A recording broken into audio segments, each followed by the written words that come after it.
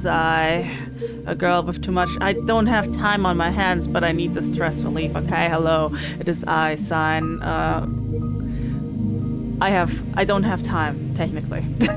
I'm gonna be very honest with you. I should not be awake right now, but I am, because I found this game and I felt like playing it. That's the only reason I'm currently awake at this ungodly hour. It's called Z.A.T.O or Z.A.T.O. I love the world and everything in it. And I, once again, know nothing about the game. So, you know, that's gonna be fun. I do know that it handles some interesting themes that may or may not be a little dark. We will see. If they get to a certain point, I will try and put in some content warnings at the beginning of things, but like that's... we'll see. We'll see. As per usual, I will play it a little, see if I like it. If I do, I will continue and maybe upload more. If I don't, then it is what it is. I barely have a lot of time on my hand. I don't have a lot of time on my hand. Goodness. Anyway, hello. I'm Sign. This is the quiet side of the internet. I do whatever I want on this channel, so if you are here because of some shorts I did and saw the art I did, there will be some of that. There will also be some animatics, but I also do whatever the fuck this is. I'm not a YouTuber, I'm just a girl with hobbies. So, yeah, this is Z.A.T.O. I guess I will just start the game. I think we started off pretty well with a really fun intro. I call it fun, it just looked visually really appealing. So, excited for this. Let's give it a try. I hope the audio's, you know, fine. If not, then you know the drill, suffer.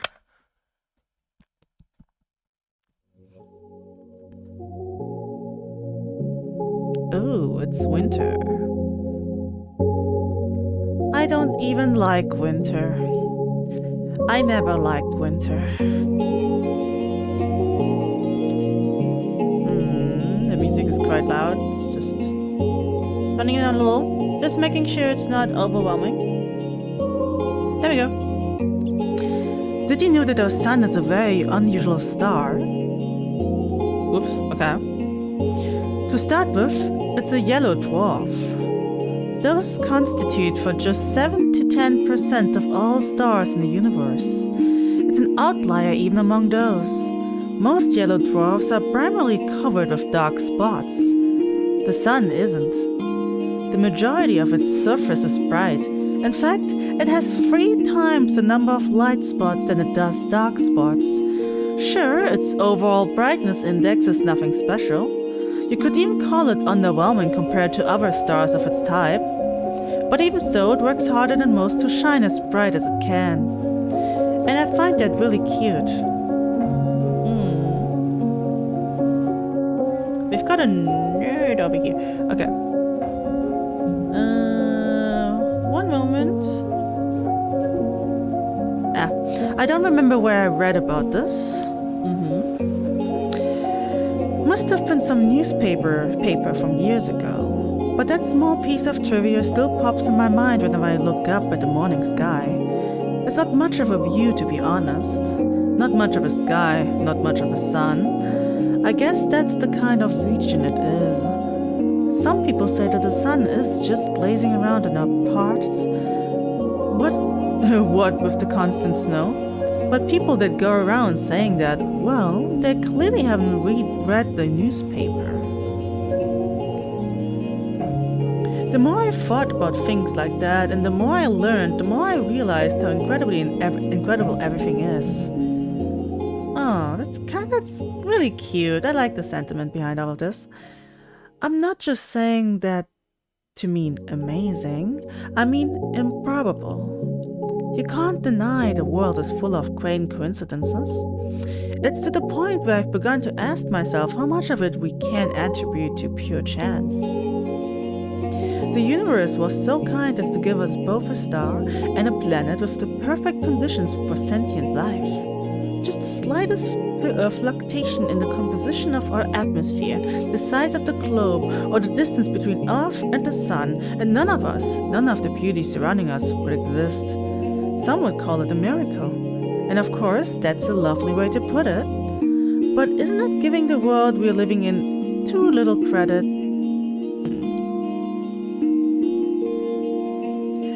But it's not that I subscribe to the anthropic principle of anything. I'm not so arrogant as to believe the universe exists just for our sake.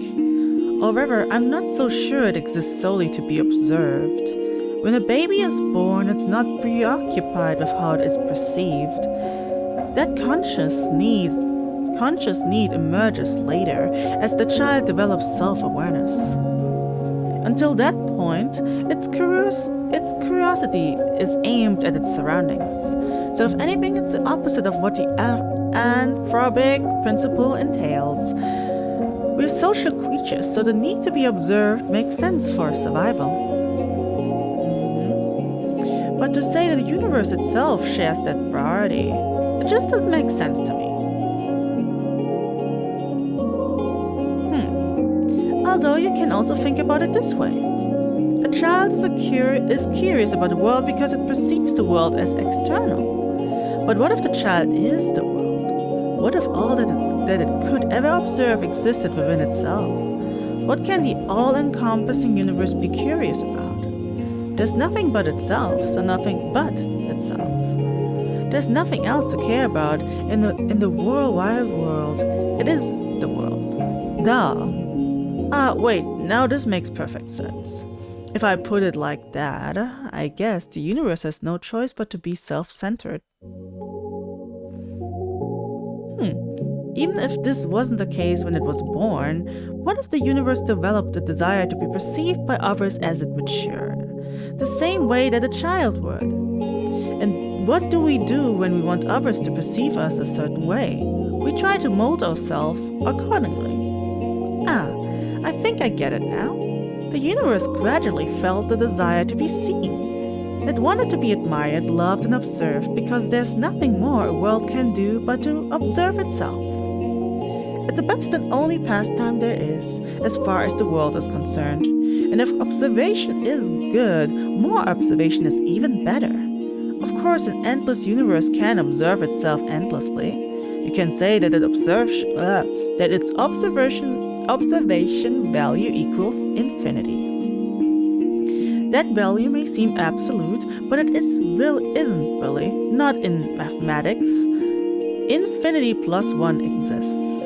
It's a value that the universe could never reach as a singular, albeit infinite observer. So it had to create new, finite observers to add to its infinity. It needed to create sentient life. Sentient life is the plus one. When I put it like that, it sounds like all of us are extras at a party. Yeah. Now, isn't that fun? Who are you, narrator? Who are you little nerd? I need to know. It's kind of cute. I like the way they're thinking. This vast, mighty universe changed itself so meticulously to make new observers possible. It fine-tuned all of its systems to so precisely, just to have us here. Cute. It worked so hard just to share its one joy with us, worthless insects. It worked so hard just to share its joy with us, worthless insects. Oh no, this can't be. That's cute. That's really cute. Yeah, it is pretty cute. Like you're cooking with this. You're cooking with this. I should have expected this. I should have known the infinite universe would be infinitely cute. This word truly is wonderful. Wonderful, wonderful. Oh my god, you love shit. Krashveskaya is missing. Huh? I look up from my desk. A low hum runs through the class. Krashveskaya? What? Seriously? She's just skipping? Nah, she ran off with that one guy. You saw? No, but come on, you know. You know her. She's totally Silence! The teacher taps at the journal on the desk. Ira's parents filed a report yesterday night. They haven't seen her since she left for school. Another round of whispers. The teacher raises her voice. So if any of you have any information that might help in finding Ira, please report it to the teacher's office or the police after class. That is all. On to the lesson. A chair creaks in the back. Vadim. Wait! You will expect us to just study like normal after hearing that? Yeah. Yeah, we're shocked, you know. We're worried sick. Seriously, our classmate's missing. Our friend. Or Irashka. The room fills with a pulse of... Oh, they hate her. Oh, this is not heartfelt. Oh, Vadim, I don't know what is going on with you, but I don't like you. With pulse of giggles. Cut it out. Garin, sit back down. Or Garin. We'll see. The teacher's voice sounds just as dry as it did when she broke the news. She turns towards the blackboard to write down the date. We all know the situation will probably resolve itself just fine. Okay. Then let's not act dramatic. If you have anything valuable to say, I'll be happy to hear it in the office. She puts the chalk down and begins the lesson. It's December 19th. A bird flies past the window.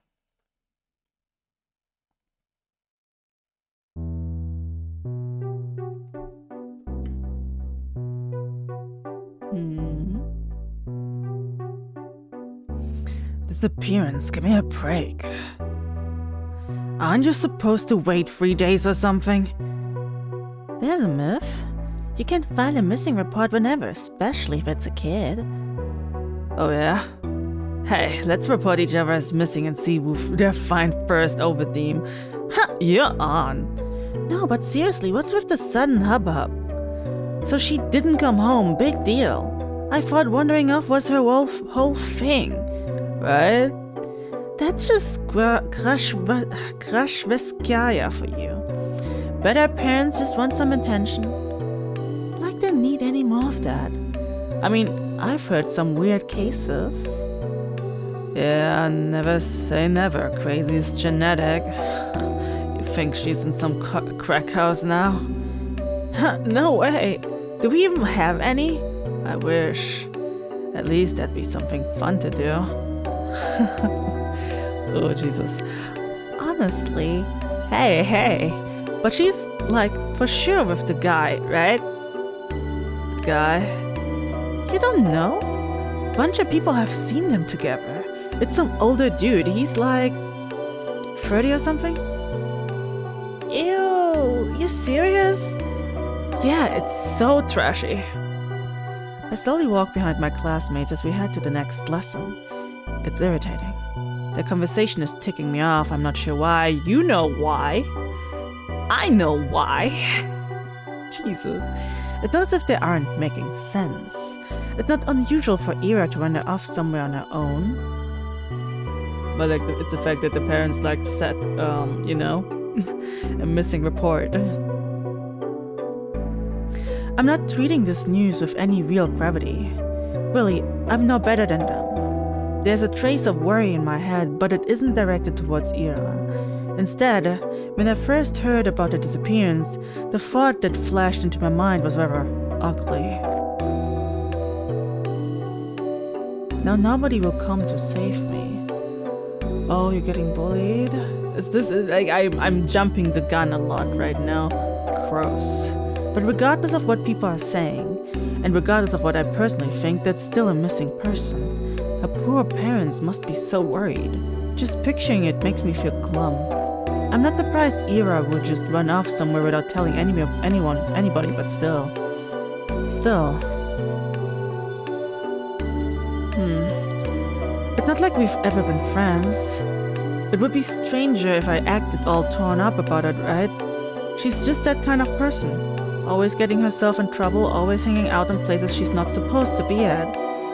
They're right, this wouldn't be the first time Ira left for good God knows where. But is it really true? The stuff they said about that older man. I've never seen or heard anything like that, even though this whole time. I suppose it's plausible, knowing how some girls are. Even so, I'd never have thought Eva would be the type to be love-struck like that. Love-struck, huh? When I put it that way, then it's almost... yeah, it's almost definitely cute. What's... Ira in love. Forbidden love, too. Oh, Jesus. Oh, I'd never have guessed. I never took that girl for a romantic. But she's a girl at the end of the day. And she does like those types of books. So perhaps... she was planning to elope all along? Ah, crap, it's all so complicated. I'm really torn on this, I really am. On one hand, it's super romantic. Such beautiful young love with no regard for what anyone thinks. It's so incredible. It's incredibly cute. But on the other hand, I'm really sad. It's selfish and it's dumb, but if Ira is really gone, it's like I've got nothing to hope for anymore. What? Interesting, what? Hey, Shubina. You know anything about this? No? Why would I? Well, you two were pretty close, right? The whole group chuckles, uh-oh. We weren't? No. No, not at all. Really? Really? I thought you two were dykes. What? They all erupt in laughter. We weren't, we didn't even talk. Vadim, you dumbass. Krashveskaya is screwing the old guy. She ain't like that. I don't know, some chicks swing both ways. Oh, that was a slur. I don't like you. How dare you? How dare you? How dare you? I hate you. I hate you. I don't know. This sucks. Ah, Jesus. You never know these days. I don't. It's... Look at her face. Oh, chill out, Shubina. We are just kidding. Jeez. Why are you getting so scared anyways? You really a lesb or something? I'm not. They just keep laughing. What can I even say to that? No matter what I do, they keep laughing. If Ira came in through the door right now and heard what they were saying, all hell would break loose. I mean, she only disappeared a day ago. She's probably just coming late today. She doesn't even know there's a missing report. Maybe she has already left her lover's place. Maybe she's drudging through our snowy schoolyard as we speak. No, she's already inside. She's already left her wet puffy jacket in the cloakroom, and now she's going down the corridor, up the stairs, to the left. That's right, she's coming. She's gonna storm in any minute now. Right, that's it. I hear her. I can hear her footsteps. She's coming. Ira's coming. Uh-oh. What's with that face? You look like you're holding in a shit. She's totally a lesbo. I'm not. I've never talked to her, I told you. The steps walk past the classroom. Now that they're closer, they don't sound like her at all. They never sounded like her in the first place. Well, maybe not with her, but like in general. Yeah, you don't have a boyfriend, right, Shubina? Why's that? Huh? I don't know. I just... Dude, look at her. Be real. Come on, don't say that.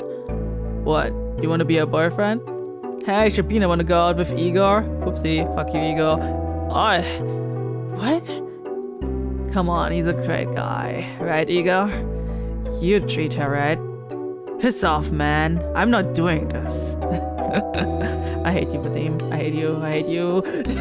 I bite my tongue. There I go again. Bad habit. It's not like it works anyway, so why do I keep doing it? I plop down at my desk and start mindlessly flipping through the textbook. I need to stop indulging fantasies like that. It just makes me feel stupid every time. If Ira came in through that door and beat him up right then and there, would it really help my case? They'd probably keep saying those same things behind her back and to my face. I guess it really would be for the worse. Yeah, I shouldn't have wished for that. If Ira saw that, it would just add fuel to the fire. So it's a good thing that she didn't interfere. It's a good thing. It's a really great thing. Oh, baby. It's okay. Please. Oh, she's coping.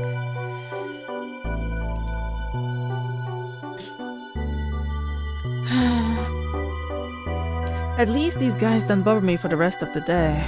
Everyone's too preoccupied with gossip. I can't focus on studying either. I keep thinking. The last time I saw Ira, the teacher says her parents saw her leaving in the morning, but she didn't show up to class. That part's nothing new. Ira has always had a bad attendance record, so I assume she skipped as usual and went to see that man they talked about. Did she go to him right away? Because in that case, yesterday evening. Go home, Asya.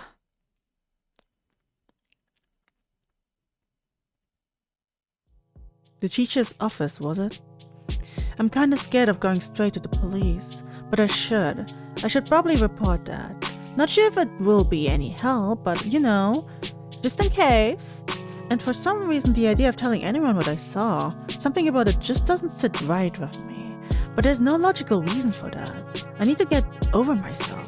Sure, she's probably fine, I know that, freaking everyone knows that. But if she's not, well, I'm gonna report it big time. Oh, but I might also be tearing star-crossed lovers apart. That is the least of your worries, guess bestie. Your friend might possibly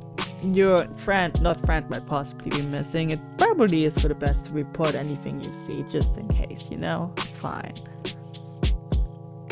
I mean, she can always just run away a second time once the parents find her, right? Goodness. If Ira really ran away to be with someone that she cares about so deeply, away from society's ridicule, would it really be right to ruin it? Well, not if it's a grown-ass man and she is like in fucking middle school or high school depending, then yes, it would be a problem. It would be a big-time problem. Crap, I have to admit, I'm also a little judgmental. I mean, it's really beautiful. I do believe that judging love like that is ugly, but whenever I start to consider it closely, I just can't brush off how much older that man is. I just can't. You shouldn't. And you shouldn't brush this off if these were two teenagers. I guess. But this is a grown-ass man, possibly having kidnapped a girl. So, report it, please. I'm really no better than the rest. Wait, that's it. So that's why I don't want to tell anyone about what I saw. It must be the good in me screaming, don't ruin their good fortune. They're probably so happy together right now. It's none of your business. Gosh, yes, that must be it. No. Stop that. Whatever this is, stop it.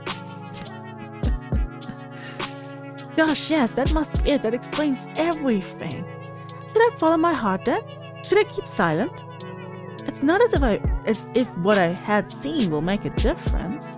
It was kind of inconsequential. There's no point in telling anyone about it at all. It's not the kind of information that points to any particular location or culprit. Not that there is one. So let's keep silent. Everyone will be happy. I'll be happy. The good, irrational me will be happy. And the cold, reasonable me will be happy as well. I don't think that's the cold, irrational you, Bessie. That's the avoidant one. Yup.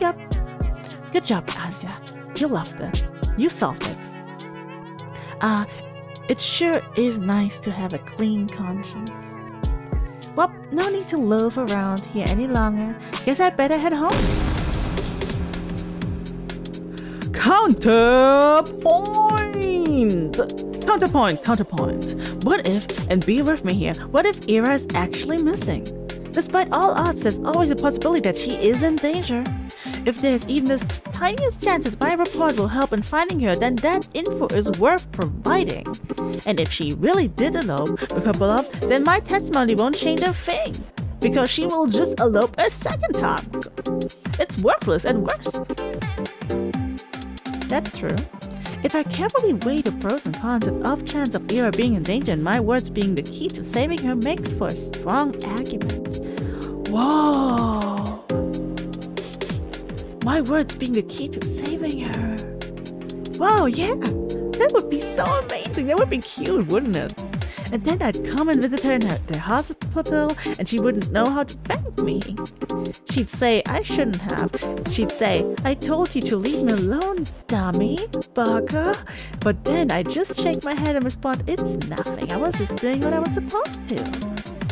No, I gotta come up with something cooler. I'll need to think about it.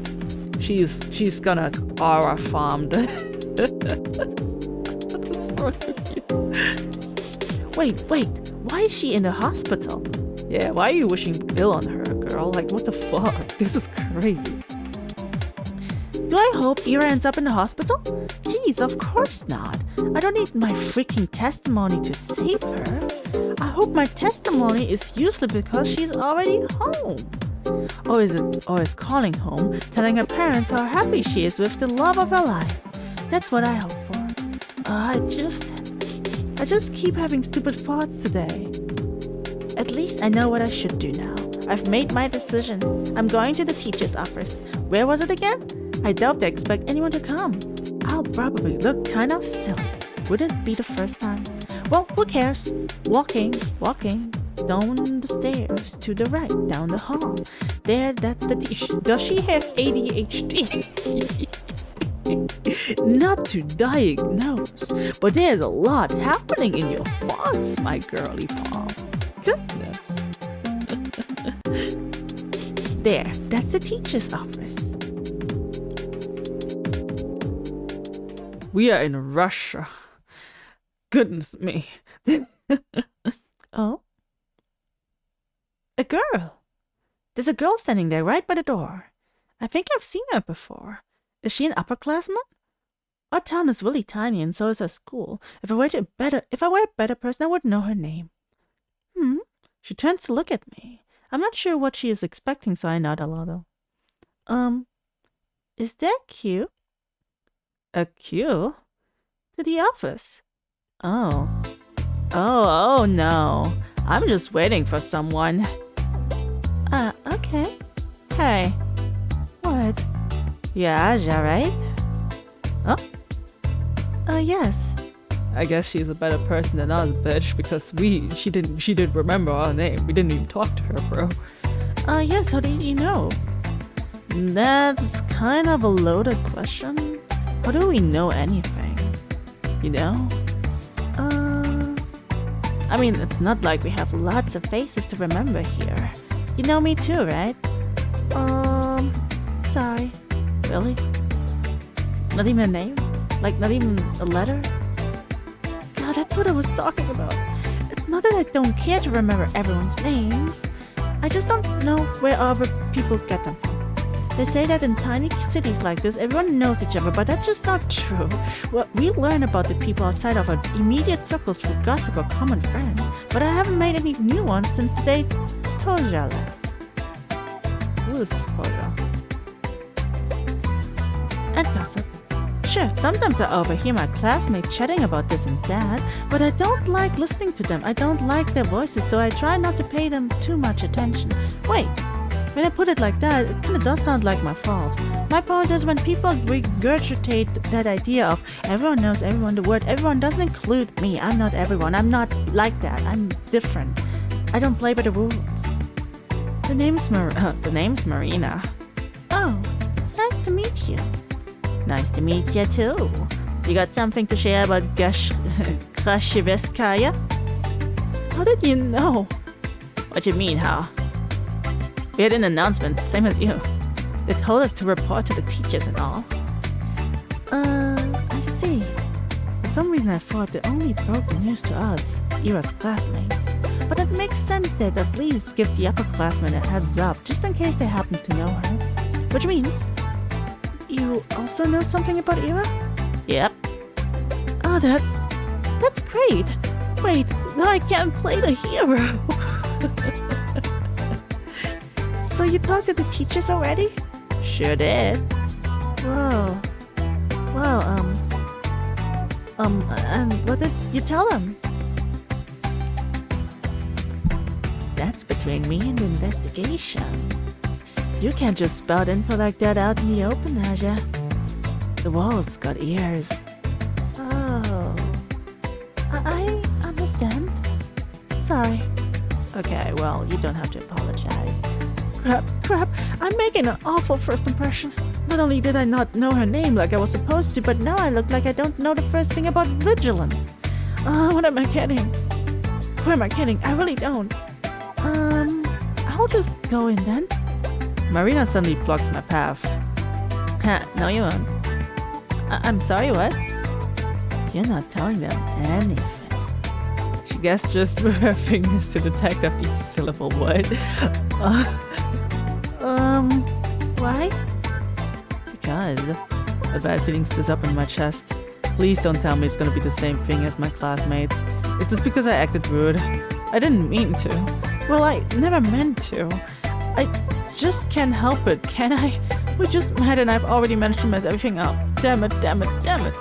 I desperately search her face for signs of mockery, but weirdly I can't find any.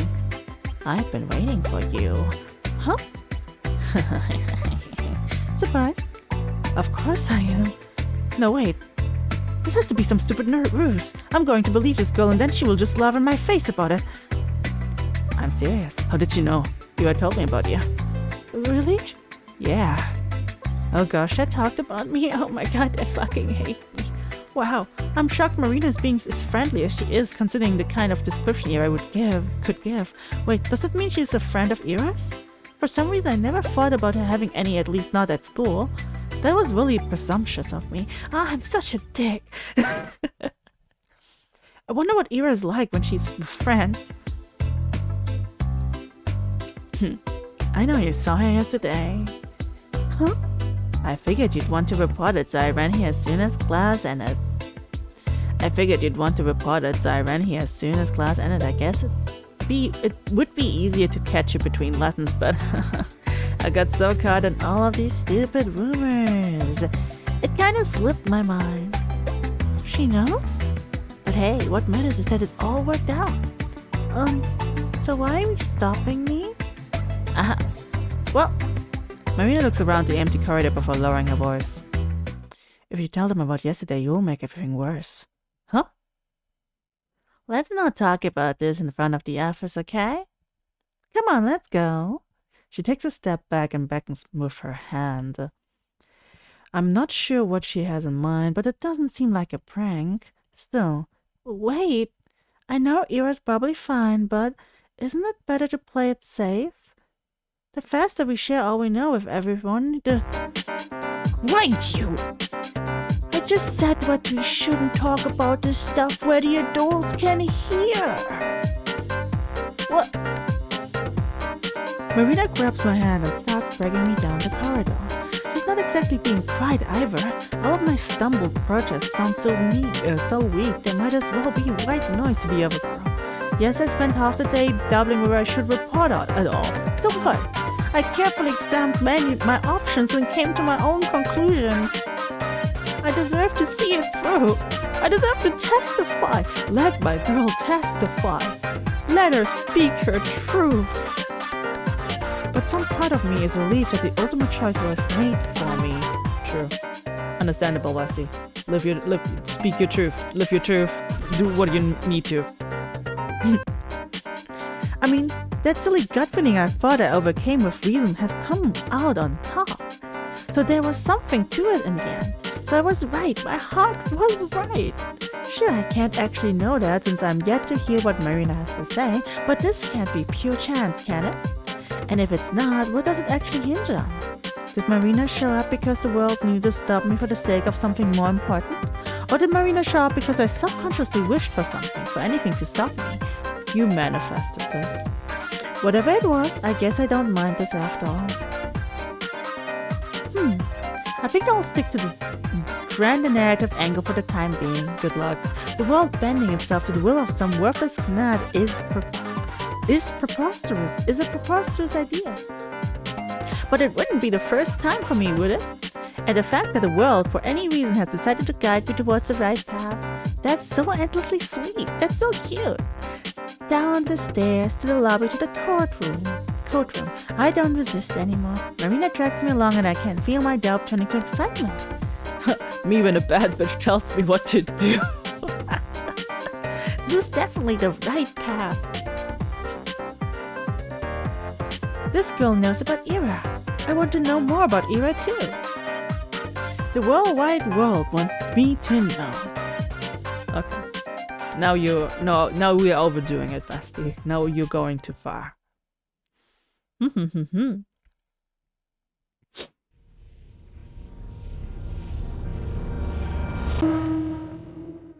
I love the world and everything in it. Episode 1, Ira.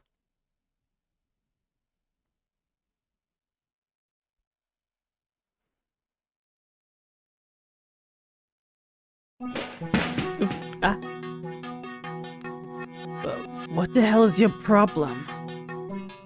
Everyone is looking from Ira to Garen to the chair that just crashed on the floor next to the boy, barely missing him. Huh? Krashveskaya, the fuck? Is she insane? Somebody call a teacher. Ooh, that's a baddie right there. Don't stop her. Fight back. Not paying any mind to the commotion that has filled the classroom, Ira stomps towards Garen. Her face is contorted with rage. Before he can react, she rips the notepad from his hand and slams it on my desk. I hastily grab onto it.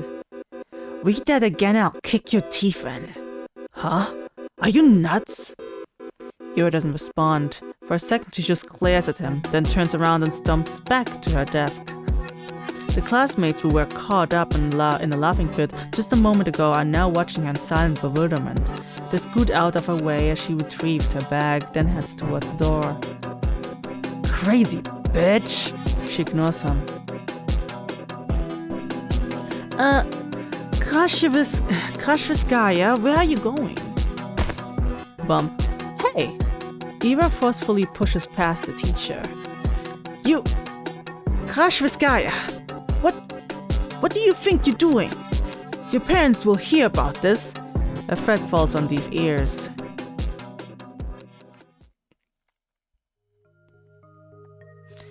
Everyone knew Krashveskaya. Krashveskaya. She's always been like that, I think. No, not throwing chairs around. Ira had no regard for the rules that everyone's supposed to follow. I guess they call someone like her a problem child. You know what? I'm gonna read it in my normal voice. Like, I can't... Okay, normal narration is gonna be my normal voice, right? And whenever Aja speaks, it's gonna be hers. Her. I'm a silly, the world is cute, everything is wonderful voice, you know? Okay. Ira had no regard for the rules that everyone's supposed to follow. I guess they call someone like her a problem child. Her parents got a lot of flack for it. It's only normal in a town like ours. Not just because of its small size, but because of its, let's say, exclusivity. It's a Russia. Wakuta 4. I can't read. Wakuta 5 prides itself on its virtually non-existent crime rate. That's a lie. Is there no crime or is there no crime being reported? Think about that. That's a natural consequence of nobody being allowed to enter or exit without a permit. You're lucky to be here, to have a salary higher than the national average, to have access to good people in the neighboring towns and can't even dream of... Did we not just see a bullying and bigotry problem? What are you talking about? Few get afforded such privilege.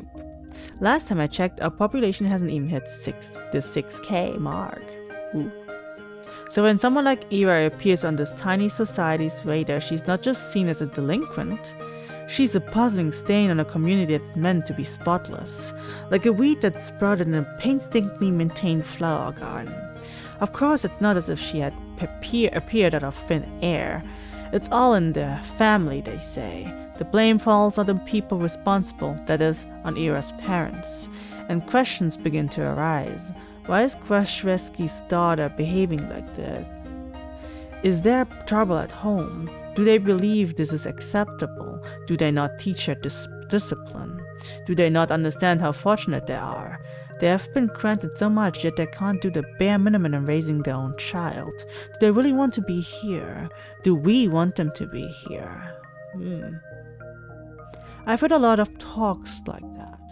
I've heard more after Ira threw the chair at Garen. I didn't get why. Everyone was just having fun, and it was my fault for bringing the notebook anyway. Girl, stand up. Stand up. What are you doing? What are we doing here? No. Stand up. No. I will not let you fucking take the blame for some bullshit reason. I was hoping to write a little in the library once school was done, but my bag skipped and all the contents scattered on the floor. Now why do I feel like you're an unreliable narrator? Of course they would get curious about it. Of course they'd want to read the silly things I wrote. It's not a big deal. It's not like I've ever taken poetry or drawing very seriously. Those are just fun distractions, nothing more. If people laugh, well, that's it. What's it matter to me? I couldn't wrap my head around it. I couldn't, but I still wanted to thank Ira somehow. She rarely shows up to school. And even when she does, she can't just leave at random. I couldn't get a hold of her for a long time because of that. Well, that, and also, I was really scared. Ira has never as much looked at me. Even when she lashed out at Garen, it was like I weren't even there. But 2 weeks after the incident, it finally happened. We crossed paths. I went to the bathroom doing some lesson. I think it was math. I came in through the door. Ooh, pretty hard. And there she was, blowing white smoke through the hall, open window. I didn't even know she was at school. Oh, hi. Ira shot me a disinterested look. Hi. I awkwardly scuttled past her to one of the stalls. After closing the door, I realized I was so nervous I couldn't do any of my business. So I just sat there thinking about how I should approach her. Oh, that's so cute. It's not like I had some long conversation or formalities in mind. I just wanted to say thanks in theory. It should have been easy. But wouldn't that make me look like a weirdo too? Assuming she did all of that for me, that would just make me look self-centered. I had no idea how much time had passed while I was in the stall. Maybe 5 minutes, maybe 20 seconds. But when I heard what sounded like her getting off the windowsill, I swung open the door. Wait. Huh? I froze up. She stood next to the window, bag in hand. The cold draft wafted through her hair. I had to say something. I got this rare chance. The world gave me this rare chance to tell her what I wanted. But what am I supposed to say? Thank you? After I just tumbled out the toilet stall? What? She raised an eyebrow. I just stood there with my mouth helplessly open, as if I had just gone mute, as if every word in the Russian dictionary got wiped from my brain. Whatever. Wait, please.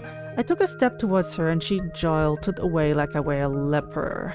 I didn't know what I should say or ask. I just knew I had to say something, even if it was the first thing that popped to mind. What? What the hell do you want? Is it cold? Huh?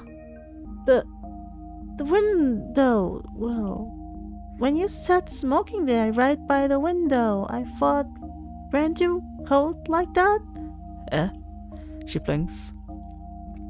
Not really.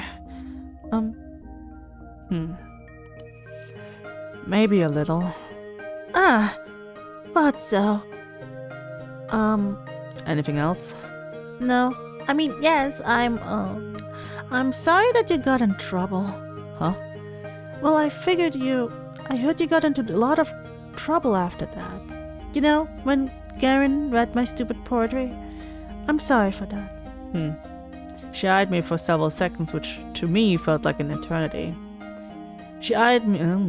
She then sighed and slowly flipped her hair back. And why are you apologizing? That had nothing to do with you. Well, I guess not. His voice was getting on my nerves. I see. I looked down at the tiled floor. I knew that was the case, of course. It's not like I was hoping Ira jumped in to defend my honor or anything of the sort. I wanted to thank her regardless of intent, but no matter how hard I fought and tried to word it, everything just came out sounding awkward or wrong. Why does this always happen? The soles of my boots squeaked against the floor. She spun around and walked towards the door, and this time I made no attempt to stop her. Your poetry isn't stupid. Huh? Slam. Aww, that's cute. Phantom. I stood there dumbfounded. Did you just say that? Did I hear it right? Your poetry isn't stupid. Does that mean she likes it? Ira likes my poetry? Ira crush Veskaya? The bell rang and snapped me out of my short-term stupor. I shook my head. Right, I needed to get back to the classroom. I doubted Ira was going to be at the next lesson. I washed my hands from nothing in particular.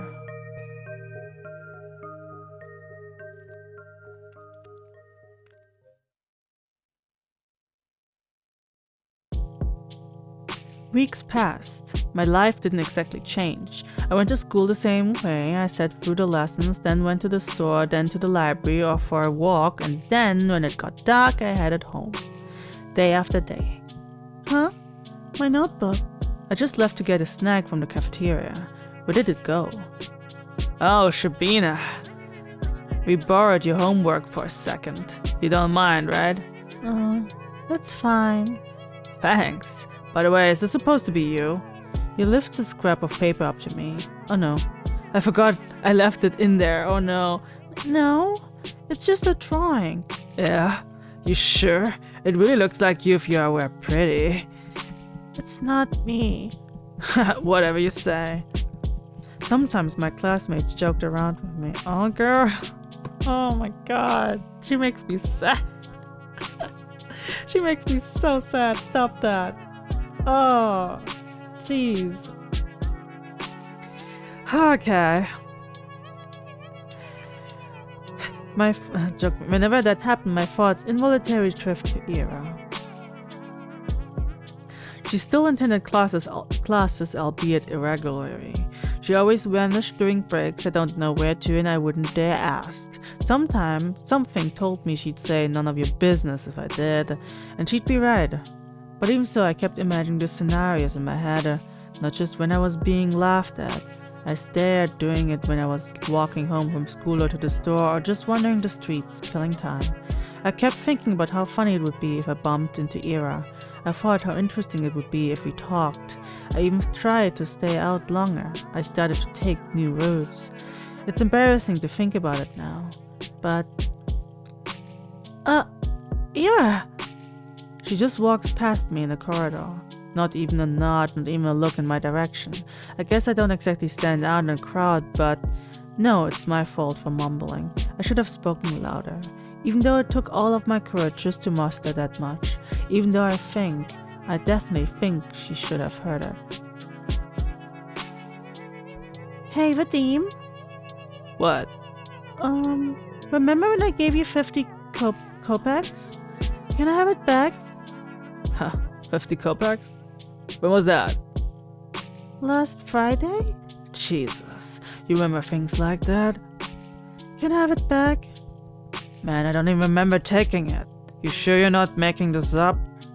Maybe you gave it to someone else. No, it was you. Jeez, I don't freaking know. It's half a ruble, Shabina. Who gives a shit? Yeah, why do you care so much? So petty. You probably just lost it or something.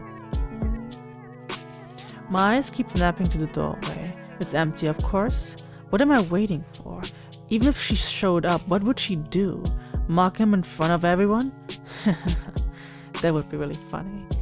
Hey, stop thinking that. Maybe he really did forget. Who knows? He did not forget, girl. You just got mugged.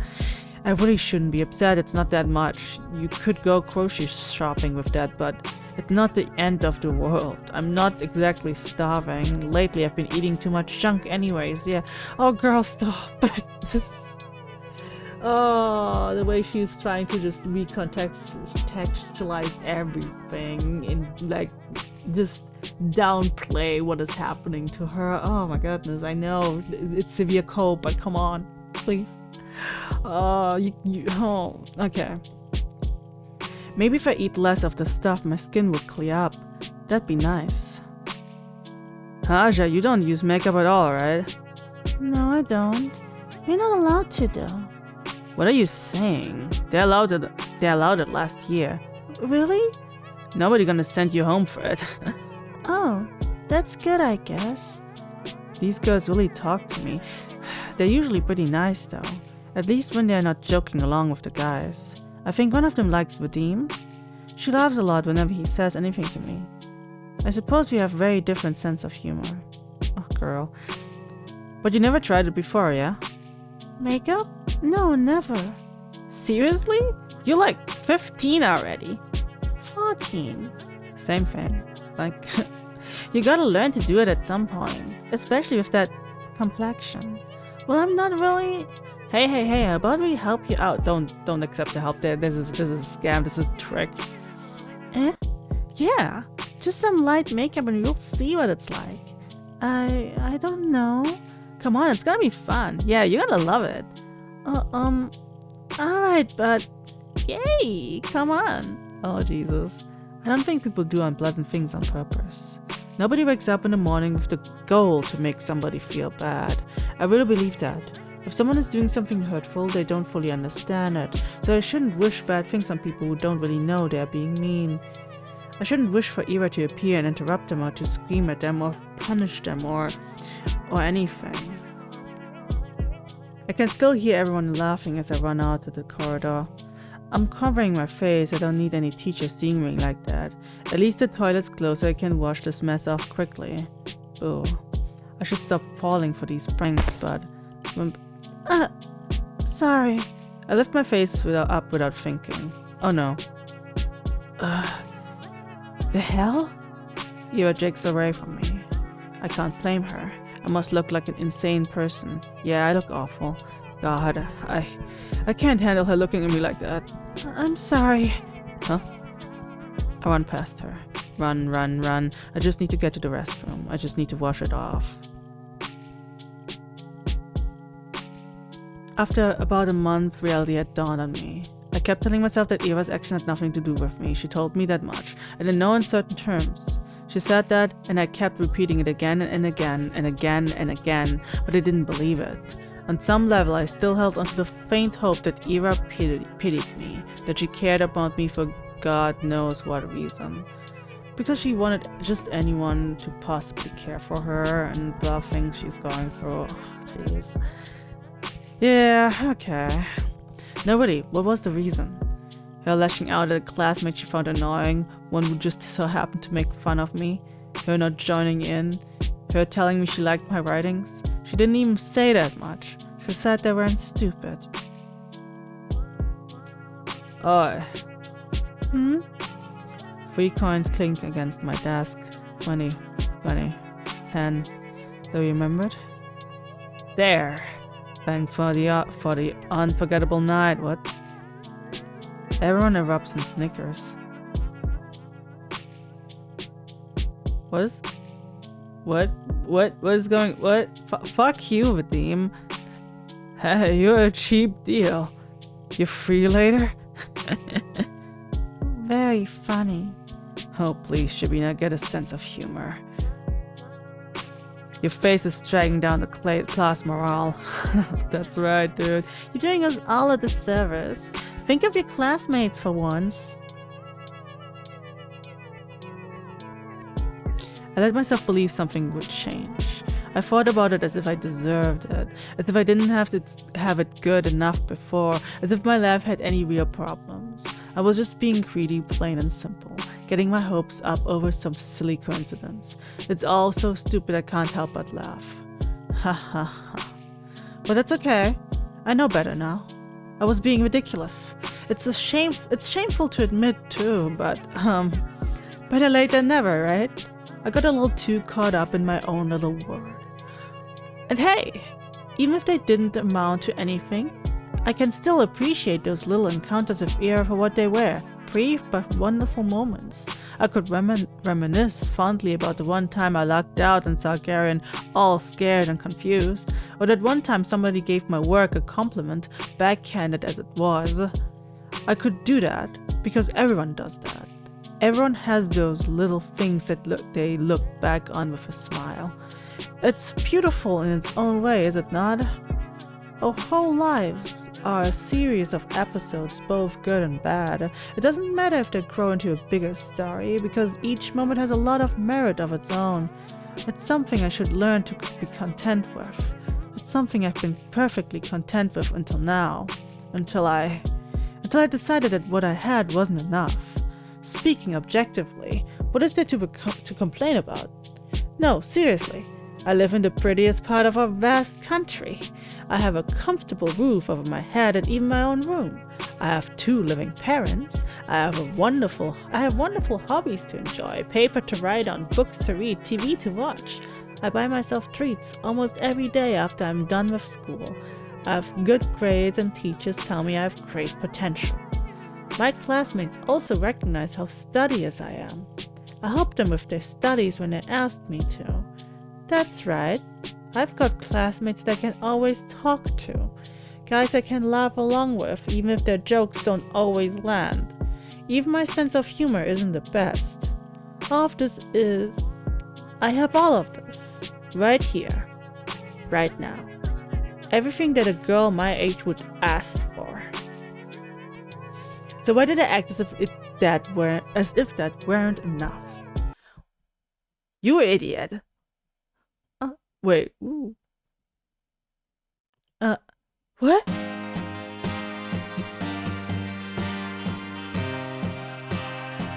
Why the hell do you always go along with some bullshit? I'm so... Eva looks like she's going to slap me, but instead swings her boot against the snow hole. She then turns to me and starts roughly swiping clumps of snow to my coat. Let's go. My whole body feels slightly numb. When I start to speak, my voice comes out weaker than expected. Ira? How did you know I was here? Doesn't matter. I heard that asshole Garen giggling about it. Can you stand? Yeah. I clumsily get up, my limbs feel rigid. I know you shouldn't sit on concrete when it's cold. I wouldn't normally, but there was nowhere else to sit near the school's back entrance and my legs were starting to get tired. Fuck Gavin, man. I half-heartedly shake the snow off my skirt and farts. The flakes fall gently on the ground below. I look at Ira. Their faces. Huh? The word concern flashed in my head, but I've already learned I'm no good at judgments like that. I shouldn't be presumptuous. It's a bad habit of mine. I shouldn't flatter myself. I shouldn't, but the question escapes before I manage to cut myself short. So why are you here? What do you mean, why? I told you, Garen was bragging about slipping you that stupid letter. No, that's not what I'm talking about. Well, this doesn't have anything to do with you, does it? As soon as I say that out loud, I realize I messed up. I really did. Now she's going to punch me. Yua's going to punch me, for real. She's going to punch me and then never speak to me again. I don't even say sorry, I just brace myself for the incoming blow of physical verbal. I don't care. I've earned that. No, not really. Huh? It doesn't concern me at all. It's just annoying. Is that so? Yeah. You pissed me off. And you pissed me off too. I don't freaking get you. You knew it wasn't real. There's no way you believe that, right?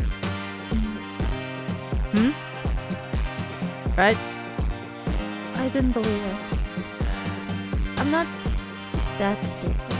I looked down at the moist and crumpled letter I forgot I was still holding. It's the oldest trick in the book.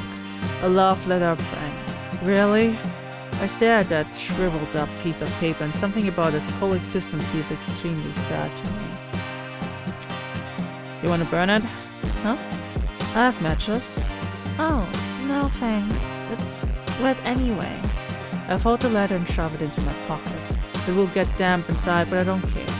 I can't throw it away. A fake confession is still a confession in the end. Those words didn't choose to be written sincerely. It's okay, even if this whole thing isn't real. I met Ira today. Ira came. After all these weeks of praying, Ira came. Thank you. I smiled. Even after I said I had come to terms with it, no. Right as I was saying it to you, to myself, to the world, I knew that I was lying. I couldn't throw away that last dumb scrap of hope I had. That small involuntary thought that crept into my mind whenever I felt slightly lonelier than usual. Even if it took so long, she finally came.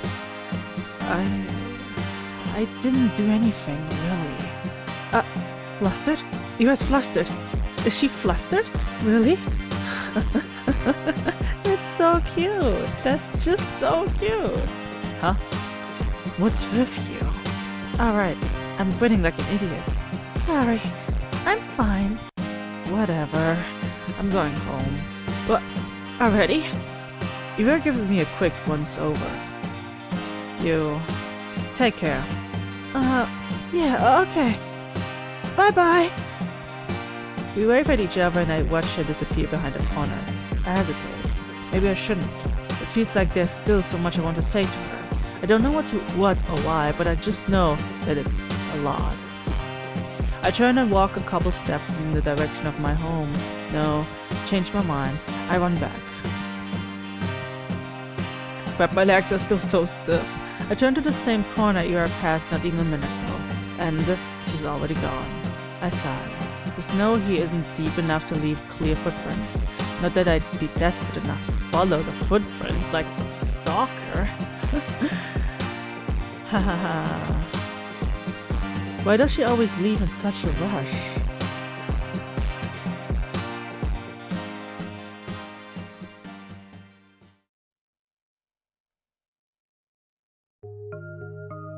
It's okay. My life didn't exactly change. I went to school the same. I sat through the lessons, then went to the store, then to the library or for a walk, and then when it got dark I headed home, day after day. Sometimes my classmates joked around with me. Whenever that happened, my thoughts involuntarily drifted to Ira. She still attended classes, albeit irregularly. She always vanished during breaks. I don't know where to, and I wouldn't dare ask. Something told me she'd say none of your business if I did, and she'd be right. But even so, I kept imagining the scenarios in my head. Not just when I was being laughed at. I did it when I was walking home from school or to the store, just wandering the streets killing time. I kept thinking about how funny it would be if I bumped into Ira. I thought how interesting it would be if we talked. I even tried to stay out longer. I started to take new routes. And as naive as it was to behave that way, I kept doing it. Again and again, walking and walking, praying and praying. Do you assholes ever shut up? Huh? Oh, this bitch. Nobody saw Ira enter the class. Everyone was too busy whistling and laughing. And she caught me in a really dumb pose. Well, that's not me. I wouldn't have chosen there if I knew she'd see me like that. Though, choosing truth when playing with these guys, I'm not sure what's worse. Oh well, I'm saying all this, but I got what was coming to me. Girl, you can lie, right? You remember, what are they gonna do? Call you a lie? They're fucked up. I chose to embarrass myself, and as I did so, I kept begging, wishing as hard as I could for Ira to appear. And so she did. And now, despite the overwhelming shame, I feel so happy that I might explode. Ira walks to her desk, barely paying me a passing glance. All the boys skirt out of her way, only Garen doesn't. Move. Nah. What's the rush? Come play with us too. Huh? Huh, dude, you serious? Come on. Have some fun for a change. Look, Shabina's having fun. Right, Shabina? Please don't look. Yes. See? Ira doesn't flinch. Out of my way. Oh, what? Gonna throw a chair at me? Not a bad idea. To everyone's surprise, Ira calmly puts her bag on the nearest desk. She starts digging through it without saying a word, and then pulls out a gun. Plam plam, he dies. Garen lets out an awkward chuckle. What, got a grenade in there or something? No, just a pot. It's just a knife. You wanna find out? You wanna find out? She looks at him. Whoa! Garen jumps back, bumping into another student. What? What the fuck? Everyone shifts away. What was that? Huh? What the hell? You... Ooh. Something silvery shines in Ira's hand. It's a bow compass. Is that... Are you serious? She doesn't say anything. The room fills with low murmurs that quickly turn into jeers. Psycho, nutcase, crazy bitch. Ira lowers the compass and makes her way to her desk, looking unbothered. Just like the last time.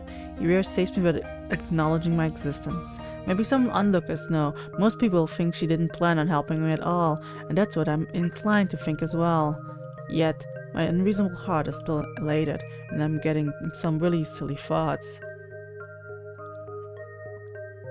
The 2 times that Ira lashed out at Garen were the 2 times she saw him laughing at my expense. That can't be a coincidence, right? Of course it can. It was only 2 times. 2 times and weeks apart. You'd be an idiot to think otherwise. Yes, I guess you're right. It's the only logical train of thought. I should agree. I would agree. If only I didn't do anything, really. If only Ira didn't show up that day. It's been 2 weeks since then, and I haven't stopped replaying that moment in my head over and over and over and over and over. I didn't get sad about Ira ignoring me at school or anywhere anymore, because at that moment I got all the justification I could ask for.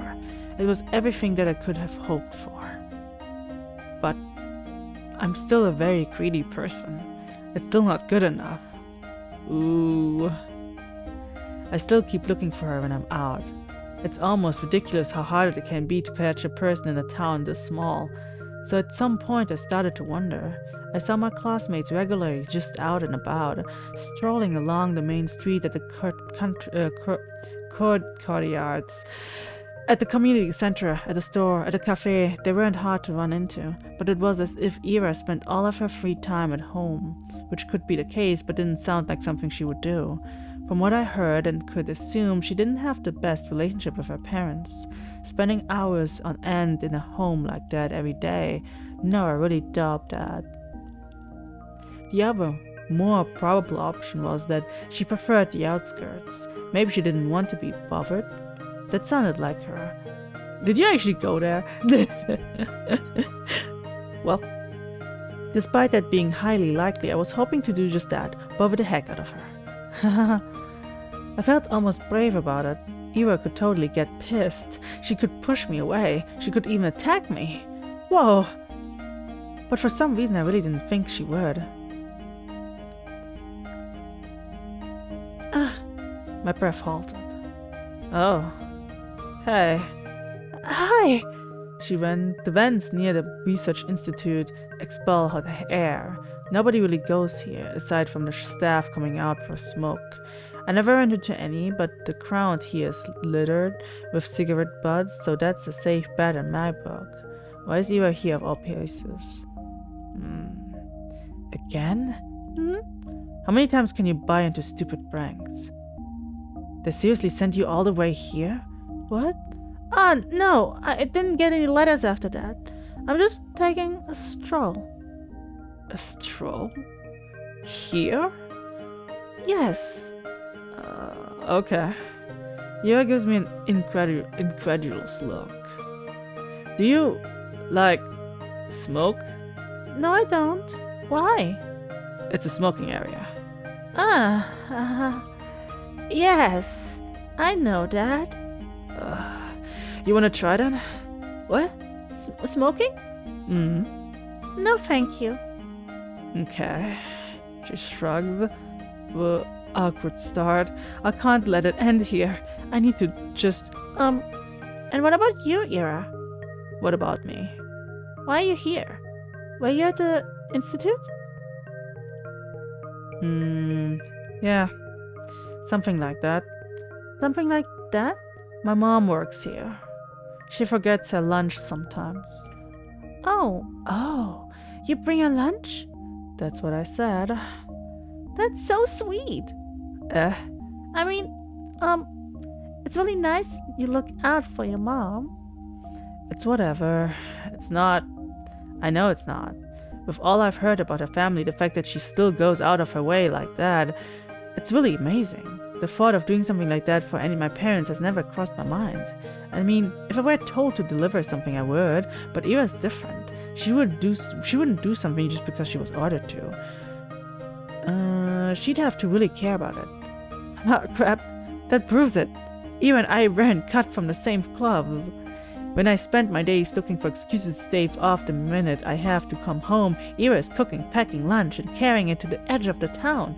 You are idolizing her and turning her into something she probably is not. God damn it, girl. That goes against everything I've heard, but it makes so much sense. That's why I never see her on the street. That's why she doesn't have the time to sit at a cafe. That's why she doesn't idle away at the community center. That's why she's such a caring person. What is wrong with you? Okay, I'm sorry. That's why I'm such a piece of trash. Jesus. What? Huh? No. She only said her mom forgets her lunch sometimes. Lunches are prepared in advance. It doesn't take long to get to the institute, even if you walk from the other side of town. Yes, that's true. She'd still have plenty of spare time. This doesn't work. This explanation doesn't work.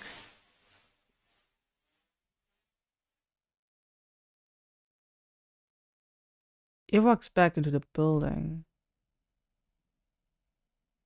What just happened? Do I really need an explanation?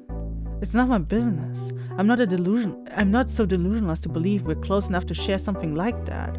That'd be nice, but it's not how things work. Things work like this. When Ira's in the room, Garen doesn't talk to me as much. When she isn't, I wish she would be. Your friend's not here today? Who? Who do you think? Oh, she's not really my friend.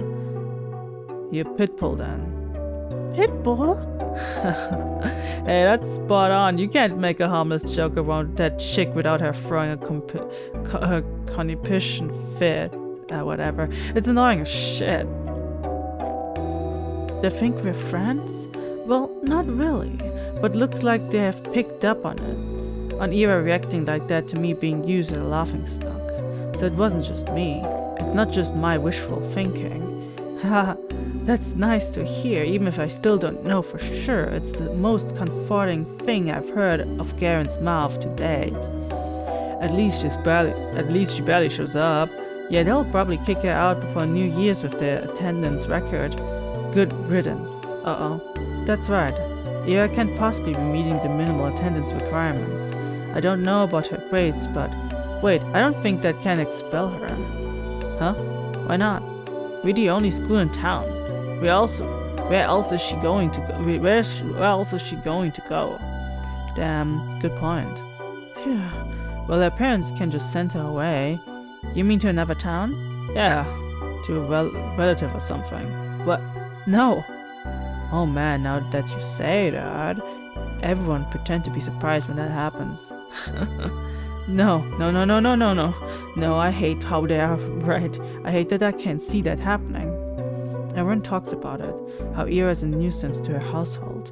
It's been like that for a long time, but still she forgets her lunch sometimes. That can't happen, no. It can't. It's not fair, they can't send her away. She can't go, she's so nice, she cares, she does, maybe not for me, but for her family. Why would they send her away? That's just too cruel. They can't do that. If they do, then it will all be over. If they do, then I won't. We just started. I don't know what. I can't even call it talking. I don't know what it is, but it doesn't matter. Even if she just tolerates me, even if she doesn't want anything to do with me, I don't care. This can't happen. This physically cannot happen. I raise my head and look out through the window. The snow is falling lightly on the yard. The dark pine branches sway under its weight. The long gray clouds glide placidly across the tundra, far past the fences, past the mountain ridge, so far away that I can't picture it, so far away that my mind circles twice around the earth and comes back to the spot I'm sitting in. This world is way too gentle. It's been too kind to an ungrateful brat like me. So if I've earned this world's good graces, why can't a person so much more deserving do the same? What does a person like that have to do? And is there anything that I can do? A bird flies past the window. Ira? What? I'm really using up all my luck these days. Ira sits smoking in the girl's bathroom just like she did when I first talked to her. Some snowflakes blow into the room and stick in her hair. It's gotten colder. Maybe you shouldn't sit so close. I know you don't like going to class as much, but you can really get kicked out like that. Is that why you came here? To tell me that? I know that. I'm not stupid. I don't think you are. Do you just really not care?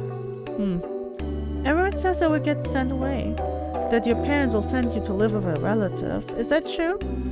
Probably, yeah. Of course it's true. I knew it was true when I asked the question. Maybe if you just cleaned up, if you stopped skipping now, then maybe you won't have to go. And if you're having a hard time with studies, I can help. We could go to the library or something, and then... There's one month left. It's not gonna work. I get it. My voice is shaking. It's better if I keep staring at my shoes. It's okay. It's about what I expected. Of course I knew it's pointless to cram at this point. It was just an excuse, a selfish ploy to get some scraps of Ira's time before she goes. I wonder, did I do the same when Tasia moved away? It's only been 3 years, but now that I think back to it, it's all so hazy. I was a very different person then, I'm sure. At least I probably didn't humiliate myself like this. Hey. Thanks. No, I didn't do anything. It was a dumb suggestion. It was nice of you. Haha, nice. Right. She doesn't know. She thinks I'm doing this out of the kindness of my heart. It's just not fair. She really is too good of a person. Are you not going to the toilet? Oh, actually, since you're here, have you seen anyone hiding a diary nearby? Diary? Yes, you know, the one we use for classes. Maybe you've seen something like that lying around? Ira's expression darkens. Don't worry, we're just playing a game. I guess the guys got a little carried away. I've checked the whole class and the corridors. It's probably somewhere really obvious, but I'm just no good at that kind of stuff. When I hit Ego's pencil case, they found it right away. She throws the cigarette butt at the window and hops off the window mill. Without saying a word, Ira storms past me, but I grab onto the edge of her dress just as she's about to leave. Wait, I said it's fine. We were playing a game, really. Please, don't get into more trouble because of me. I wasn't going to. Huh? I have an idea where it is. It was Gavin, right? No, Shurikov. Same difference. She walks out to the corridor, I tag behind. I'm not sure what place Ira has in mind, but it becomes immediately clear when she makes a sharp turn to the right.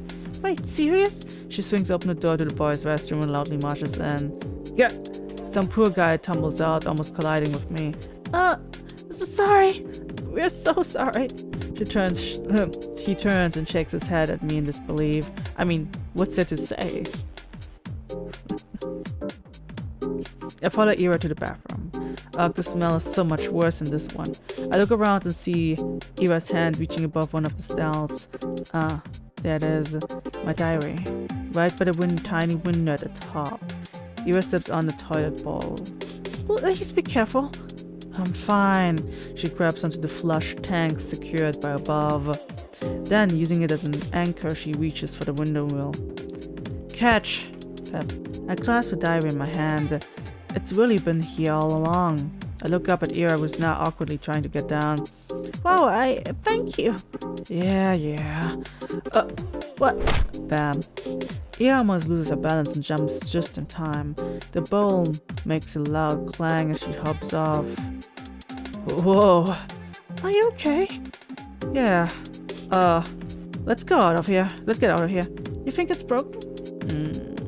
Don't know, I didn't see anything. No, but you didn't see anything either. Just letting you know. Why would I be in a man's toilet? Gross. Ah, I see. Right, you were not here. Nothing happened. How would you know? You're a woman. You're a girl. You're not in a man's toilet. That's weird. Thank you. I didn't know that would be in the boys' room. You think Shurik would go into the ladies' room? No, I suspect they put it there. I just didn't have the courage to either. You can't keep doing this. I know. I should have checked there from the start, instead of running around the whole school like a... No. You can't keep going along with it. It was just a game. It wasn't. No, really. We were just playing around. Bullshit. Okay, sorry. You know damn well what they were doing. They are not your friends. I never said they were. Then why don't you tell them to piss off? For once in your life. I can't. You like being a victim that much? It won't get any better if you keep doing this. It will only get worse. It's not that bad, and I wouldn't... I can't. I can't just say something like that to them. I'm sorry. Why the hell not? Well, it wouldn't be right, and for the love of... It's not like I never tried it before, but when I say something, they just make fun of me, and nothing changes. So freaking what? Who cares what they say? Just don't bother with them. I'm not like you. I can't just do that. I can't act like I don't care when everybody's laughing. I can't look people in the eye like that. And when I go along with it, at least they'll talk to me. And I know you're okay on your own, but So what's your plan? Huh? That's it? You're gonna spend the next 3 years like that? Seriously? She exhaled sharply. She doesn't even look annoyed anymore, I get that. I'm also disappointed in myself. Asia. Yes? You know I'm leaving soon. That's right. I understand what she's getting at. The unspoken rule Garen and his friends have been sticking to, holding themselves back when Ira's around. The real cowardly reason I'm so terrified of her going away. I don't know what to do. Why can't I stop? The hand she's been dealt is much worse than mine, but here I am whining and clinging to her like a leech. I should be the one helping. I should be the one telling Ira to get her act together, and yet I can't think of a single thing to give to her. Write me a poem. Huh? A poem? Why? What kind of question is that? Because I like them. Oh, really? You like them? You like my poems? Why else would I ask? That's... Thank you so much. I mean, yes, of course. I'll write one. Do you want it to be about something, or maybe in a specific metro? I don't care. Anything. Alright. I'll think of something then. I'll try. Yeah. You do that. Ira checks her wristwatch. I gotta go. See you around, I guess. Already? Oh, yeah, alright. See you around. She waves her hand and leaves. I watch her walking down the empty corridor. Empty. I've really stayed in school for way too long. The shadows stretch along the hallway, tall and dark. My heart is pounding. I should get going.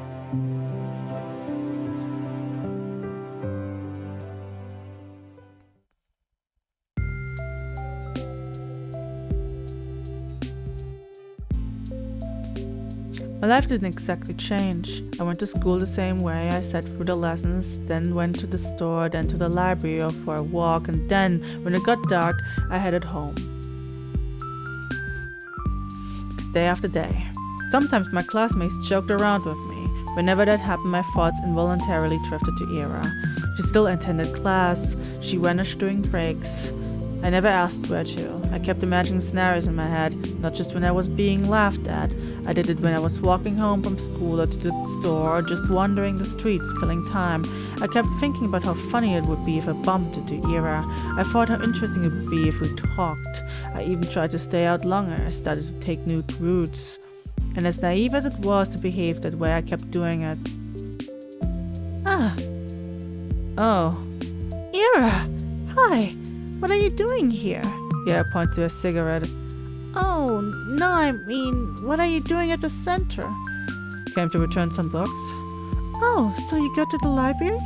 What were you reading? Stuff. You don't want to say? You won't like it. Huh? Why not? Ira looks like she's really weighing down the pros and cons of exposing me to her tastes in literature. Did she read something she shouldn't? Maybe she thinks it's too dark or crass for someone like me. Is it yaoi? Is it YA dark romance? Is it Colleen Hoover? I'm sorry. Oh. Don't worry about that. I just had honey. I needed some sugar. Maybe she thinks it's too dark or crass for someone like me. That's kind of unfair though, isn't it? The other week I finished The Plague by Camus. Never read that. It's about a physician trying to save a town from an epidemic. It's very dark and grisly and visceral, but I enjoyed it a lot. There were blood and guts and stuff. Not sure I agree with the message though. Yeah. What was it? It was basically it's that evil is an inherent part of life. You can try warding it off, but it will never be for good. And even if you do good things in times of crisis, there will always be some creative force spiking your guns. Yeah, sounds about right. Huh? I guess there are some okay people in the world, but there's a lot of more dirtbags. Really? That's pretty depressing way to look at it. That's how it is. I don't know if I agree, girl, you're being bullied. At least I've never met someone I'd call a dirtbag. You serious? Garen's right there. He's breathing. Garen? Well, he's not that bad. Uh-huh. Really, I don't think he means it. I'm sure everyone is trying... Whoopsie. Give me a log. Well, I don't think he means it. I'm sure everyone is trying the best they can. Most people wouldn't want to cause anyone pain, right? I think that's something Camus and I agree on. Huh. Yeah, right. If everyone's so nice, where's all that greater evil coming from? You think it's some natural phenomenon? No, of course not. There are things we perceive as painful in the moment, and there are really horrible, awful things happening every day. But I don't think it's right to call them evil. Evil is intentional. Those things don't come from bad intentions. Sadness, loneliness, misunderstandings, fear, but not evil. There was this famous judge, Dionysus something, from ancient Greece, I think. Anyway, he said evil is not a being, for if it were, it wouldn't be totally evil. Evil has no place among beings. Okay. So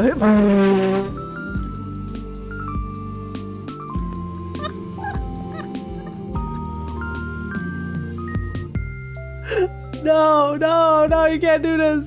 No, I'm German, you can't do this. Stop right there. Nein, bitte nicht. You're putting me in a really awkward position. Oh nein, warum? Wieso? Oh, crazy. Oh, this is putting... Okay. Okay, so Hitler's not evil? That's a rather extreme example, but it's not like he was born that way, was he? I mean, it wasn't his natural quality, I don't think. So, the point still stands. He grew up and became evil as hell.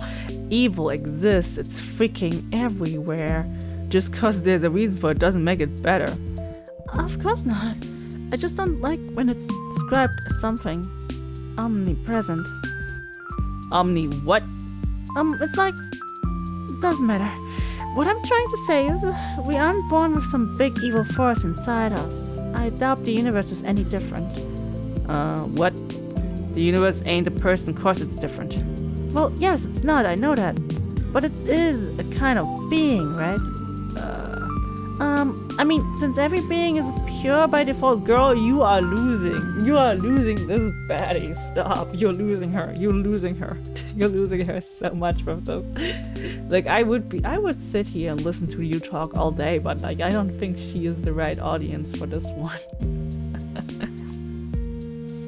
I mean, since every being is pure by default, so is the universe. Because it's the idea of being itself, right? And I'm not making any sense, am I? You're not. Sorry. It's whatever. About what I expect. What does it mean? You're weird. You're a weirdo. You don't fit in. Have you seen that stupid head? Okay. Yeah, it's getting late, bro. You're weird. You say weird things.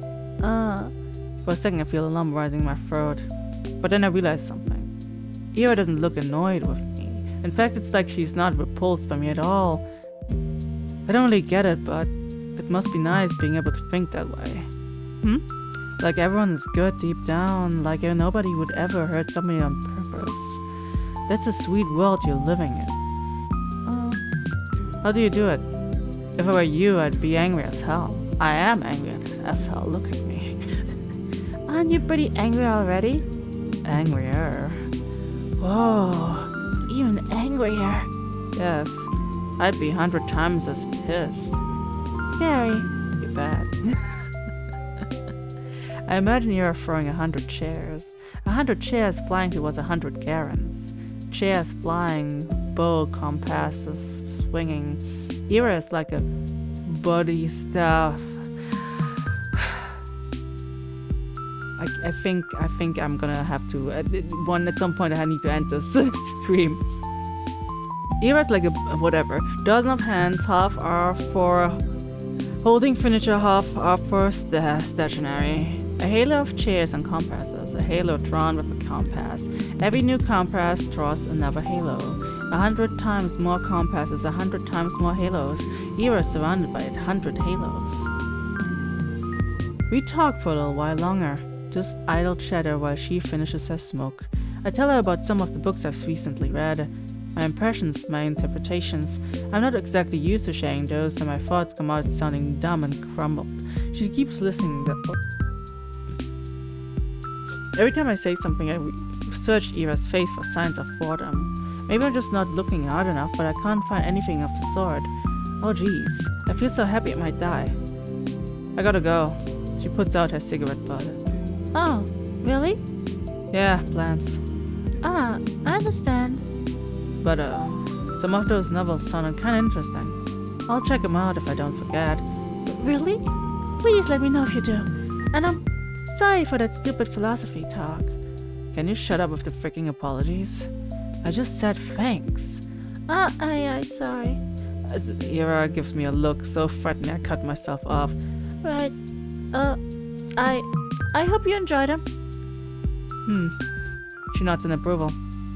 Yeah. Oh, and the books I read. They were, yes? Angelic. And golden. And angelic? The romance series? Yeah, it's historical. It's not just lovey-dovey stuff, you know? I know my mom really liked them. They seem wonderful. I never got to reading them, and I didn't really expect you to be into. They're fine. It's not like I'm a huge fan or anything. You're not? It's just that if you want to read something historical or whatever, they're alright. Okay, I'll remember that. Eva looks like she's about to say something else, but then turns on her heels and stumbles away. See ya. Yeah, see you around. Eva disappears down the street. There she goes again. My body leans against the frigid wall. My legs are weak. We talked. Eva and I really talked. I never would have guessed. It was even nicer than I imagined, and I had no idea. So she likes books like that, huh? Eva likes novels like that. It's so wonderful. It's really, really wonderful. Every new thing I learn about her is more wonderful than the last. I need to meet with her again. I want to talk more. Maybe next time she'll tell me a little more about herself. It kind of feels like I hogged the entire conversation now that I think about it, back to it. That was really self-centered of me. Next time I will have to ask Eva more questions. I'll ask her more about the books she likes. Maybe she could talk about movies. I wonder what her favorites are. Does she also like romance films? That would be cute. I usually prefer detective films, but I really enjoy all kinds of movies. So if she wanted to watch something, maybe we could even go to the cinema. That could be so much fun. It's been a long time since I've gone there. I need to see her again. I like this budding friendship. I sure hope nothing goes wrong. She skips even more often than before. No point in keeping up with classes if you're getting expelled anyway. I guess that's Eva's modus operandi. To some degree I understand it, but I still wish she showed her face from time to time, if only for one lesson. We probably wouldn't talk even if she came. It's not something we ever do in class, so I don't expect anything in that regard. Just seeing the back of her head would be enough. What's with you, Shabina? Huh? You're all smiles. Finally take my advice to heart? What advice? Not looking like you're about to hang yourself for a change. It's great to see, really. Yes. You suck, Kevin. It is great. We're so proud. How about brushing your hair next? That grin makes you look like a basket case. Thanks, Vadim. I'll do that. The fuck? You're welcome. He grabs my English notebook off the table. Payment for my services. His fans chuckle along. I couldn't care less about that. Even though she isn't here today, I don't mind. I know we are going to see each other soon. I'm going to do everything to bump into Eva again. I'll walk the whole town up and down so that we see each other. I'll scour every corner of this place to find her. Perhaps I'm being overly reliant on the universe's kindness. At the end of the day, even if I walk all the possible routes, there's no guarantee I'll run into Eva. But I want to believe. No, I'm convinced the world is merciful. So if I try my hardest, maybe my efforts will be rewarded. Of course, it's an unentitled way of thinking, but there's so little time left. Too little time. I need to make the most of it. I'll make as many memorable moments as I can while Eva's here. I'll make every encounter count. I'll fill this measly scrap of time with wonderful things. Eva! Hi! Oh Jesus, it's you. She sighs with mixture of relief and irritation. Barely holding in a giggle, I'm so glad to see her. It worked, it really worked. I spotted Eva between the rows of garages on the edge of the town. She was crouching down by the wooden wall, hugging a thermos with one hand and holding a cigarette in another. What are you doing here? What does it look like? Mediating? Wrong answer? Eva shakes her head and looks back at the ground. Huh? The rush of joy that washed over me when I first noticed her began to dwindle. Now that I take a closer look, I don't think I've seen Eva curled up in this way before. Everything about her posture screams exhausted. But why out here? Are you okay? She mutters something. Huh? On me. What was that? I didn't quite catch it. I take a tentative step towards her, but Ira's skull stopped me in dead in my tracks. Eh? You spying on me now? What? No, no. I was just walking here at the garage lot. Yes? She gives me a look of such contempt it sends a shiver down my spine. Why? I'm not lying, really. Um, I always take these walks after school, and going the same route gets boring every time, sometimes I go through here, or through the barracks, or a couple times I even went to the holly pad. You know, the one that's over there? As I speak, I see Air's expression slowly change from disdain to confusion. Ah, this isn't right. We talked so nicely just a few days prior. Why then, did she hear something bad about me? From who? I don't think she'd believe a word of Garen's. I mean, I usually stroll the main street, or near the community center. But it will get colder soon, you know? So, it's better to enjoy the outdoors while you can, right? I just keep speaking, hoping she'll stop being mad at me. I need to keep going, I need to keep talking because that's what I wanted to do with her. I want to talk, and so I have to, because I can't waste this moment. We can recover from this. I can cheer her up, and we will clear everything up, and she won't think that I'm some creep. I just can't stand it. I can't bear having her glare at me in silence. And you know, the views are really great here on the outskirts. The sky is bigger and you can see way into the tundra and what I mean is I didn't think you'd be here. That's a lie. Well, more of a half-truth. I hoped she'd be here like I hoped she'd be wherever I went. It's just that this isn't what I imagined at all. Not after our last meeting. Not after everything. She's just staring at me. She's staring at me for a moment, her eyes soften. But then she closes them as if just looking at me was wearing her out. She takes a drag and turns away from me. God. Can I be alone for 5 minutes? I'm sorry.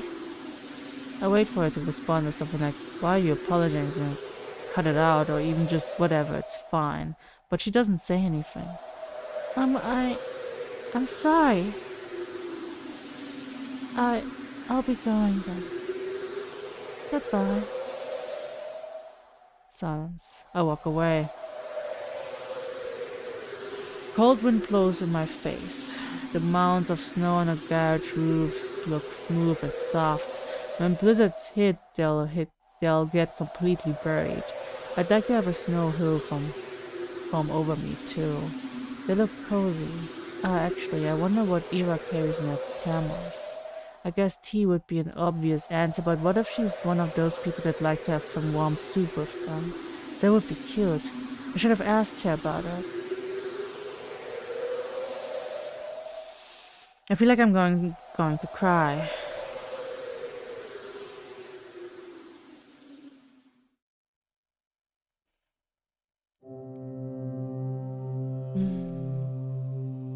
Hey, got any plans for New Year's? What plans? I'll be with my folks. No, I mean after that. My sister's going to a party with her upperclassmen. Oh, you serious? Think we could sneak in? No way, I don't want to hang out with her. Man, come on, they're gonna have those older girls there too, right? The ones from grade 10? Oh, I bet Machina will be there. Like she talked to you. Hey, you don't know that. I said we're not crashing anything. They won't let us in anyway. That's true. Where are we going then? Whose place? Not mine. We've got Grandma coming over. I can't host. You? Me neither. Vadim? No way. He's kinda tired recently. Oh, really? Yeah. It's whatever though. Work stuff, I guess. I hear you. Oh, he's sick. Like I'm jumping the gun. I'm gonna jump the gun real hard at this, but I'm seeing you Chekhov's gun, and I'm not afraid to pull the trigger. My mom's also out of it. All the adults are pretty stressed, huh? Figures. It's the end of the year. Right. It's almost New Year's. It's a shame, but I don't feel festive at all. I'll need to help Mom decorate the house. Should I remind her about that? Feels like all of us kind of forgot about the holidays. At least I did. Well, maybe I didn't really forget. The end of the year has been looming in the back of my mind, but not as a cause for celebration. All I could think about were the days counting down to the moment Eva would move away. Eva? She's absent again. I'm not surprised. I just really wish that I could clear things up with her. I'm not sure how, but I have to. Maybe I should apologize again. What for? Did I really do something so wrong? I guess I've been pretty annoying, but I don't know anymore. I need to think of something that could cheer her up next time we meet. Will more apologies really cut it? Nope, probably not. She will just get more annoyed. Then maybe a small gift? That might be weird though. And I won't get any more allowance until next week. What could I even buy with this spare change? Maybe a little treat will do. A waffle? Would she like a waffle? What the hell? She's not a freaking dog. Why does my mind always go to some weird place with her? God, I should just shut up. Focus on something else. It's just so difficult to do these days. Difficult, but I got to try. Inhale. Exhale. There, a little clearer. I see the sidewalk a little bit better, the buildings, the sky, the lights. Everything around is friendly. Everything's beautiful. That's great. Those are the great things to look at and think about. Though perhaps I shouldn't breathe so deeply. You can really get sick from this. It's been getting colder after all. My usual routes have been getting harder and harder to finish, and it's not just the temperature. The paths and the outskirts get snowed over, so trudging through them tires me out really quickly. The winds are picking up, too. Even when I cover myself up with a scarf, it feels as if my face is being pelted. I'm not meeting anyone out here in this weather. I should have gone to the library today. What time is it? Maybe I can still make it. It closes at 6, so no, for sure not. Oh well. They've already begun putting up New Year's decorations. Everything's lined with lights. Oh, and there's a pine tree near the community center. It's so tall and bare for now. Well, I like it as is. The way that snow rests on its branches make it look so mighty. Alright, I'm getting into a bit of a festive mood. Wish the frost weren't so prickly. Then I'd look around for some more. The streets are empty, save for a couple of adults I saw walking down to the bar. Hard to imagine there would be a lot of people out on an evening like this. So why have I been meandering around like I've got nothing better to do? Every answer to this is embarrassing. She's hoping to see Ira. The inside of our apartment block is warm and muddy orange.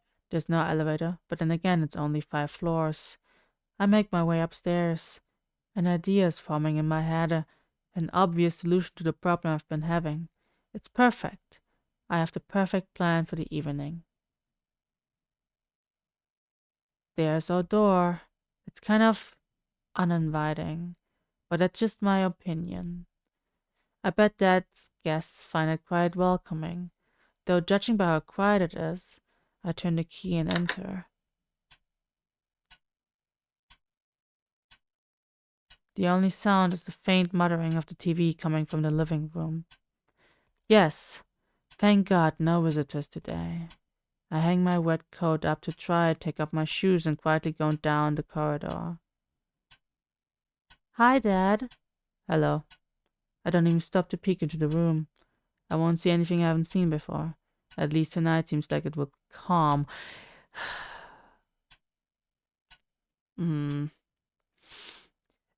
Maybe I'm jumping the gun again, but I guess warning. Possible trigger warning. Who knows?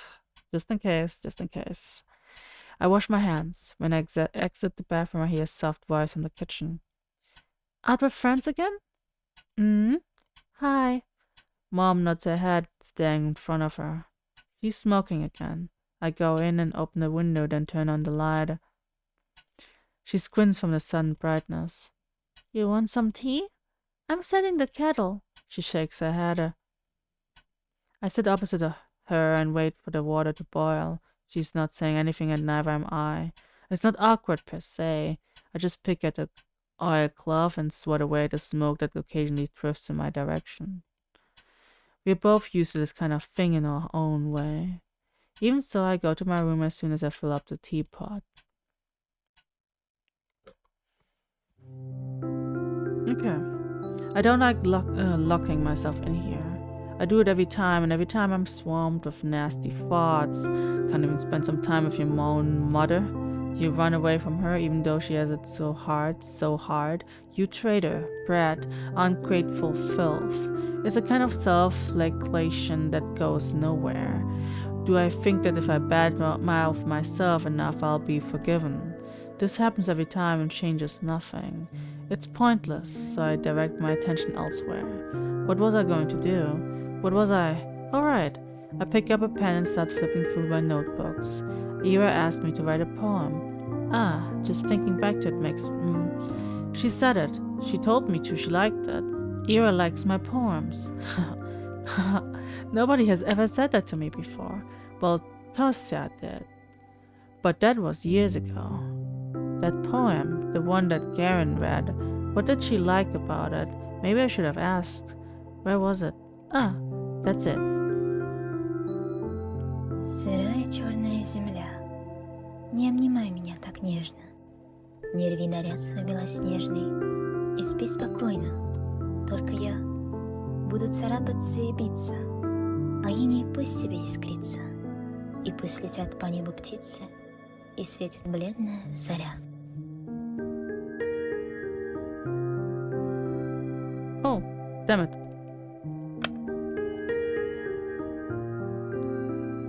I should not have done that. I'm a fool. Bullshit. Gah, it's so lame. I can't blame them for laughing. If anything, Garen was too nice. But at least she liked it. For some freaking reason, Ira liked it, so maybe it's not all bad. Maybe I can make something worthwhile. At least worthwhile in Ira's eyes. That's all I really need. She got angry at me the last time I saw her. I don't know why. I messed up a lot. I really messed up a lot. I doubt she was I doubt she was a bad mood because of me in a bad mood, but I definitely didn't help. But now I will. Maybe if I do this, she won't be so mad anymore. I've been really trying since the day she's helped me with the diary, I mean. I've been trying, but I just can't get the words to flow right. Today, though, I really want to do this today. I think I can do it.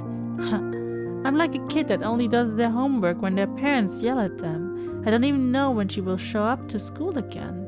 Bumping into her on the street is a tough bet, especially with this weather. Well, I'll try anyway.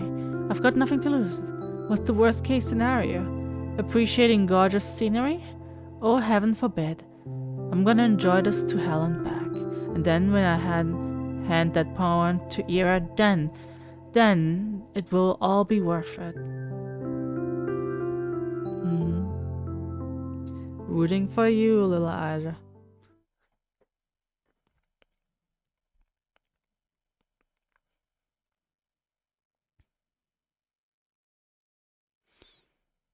Ooh, this is a long chapter. Ooh, boy, okay. Oh no. Ow. My wrist is tired. I'm gonna totally wear down this poor eraser at this rate. I've got to remember to buy a new one. It's just a bit annoying. Even though I asked my classmates to be more careful, they always forget about it. I didn't used to do that before. But now whenever I lend a textbook to someone, I specifically ask them not to doodle on it. Despite that, they always come back with crude drawings all over. I can't hand them back to the library like that, and I'll get in trouble if a teacher sees it. I lean back in my chair. A week. That's how long it has been since I've last seen her. It's not exactly new for her to skip for several days at a time, but a whole week. Nobody else seems to be bothered, though. I shouldn't be either. It's not her job to be my, I don't want to call her Pitbull. Either way, it's nothing new. Nothing new, nothing bad. Maybe Ira is taking in the town she's grown to love. Who knows when she will return here after she moves out. Bro, I don't think she liked the town ever.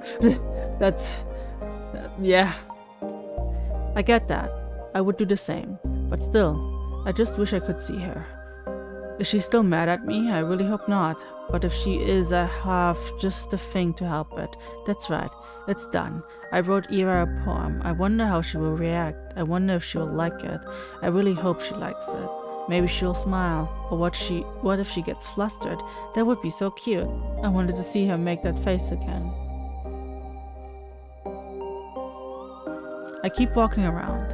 I don't really expect to see her at this point.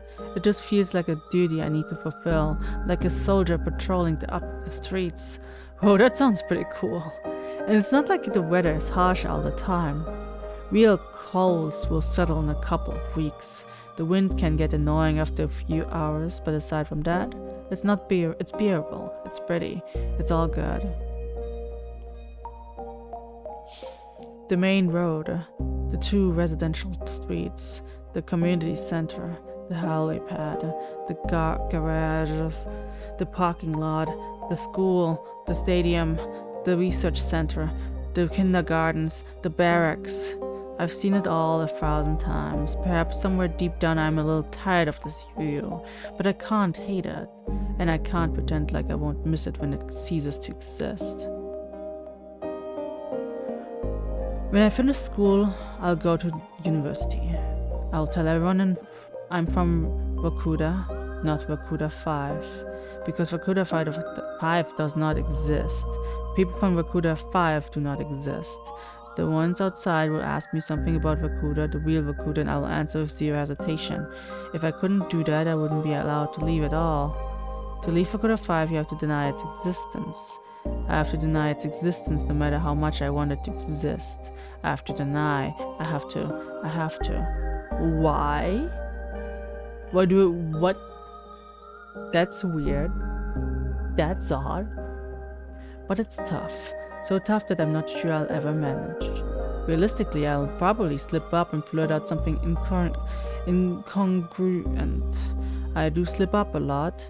I hope I'll get better at it by then. Maybe I should stop. I lower my scarf and take a big breath. Ouch, I'm seriously gonna catch a cold from this. At least my head feels really clear. I look up and see the familiar purple gray of northern twilights. No, not twilight.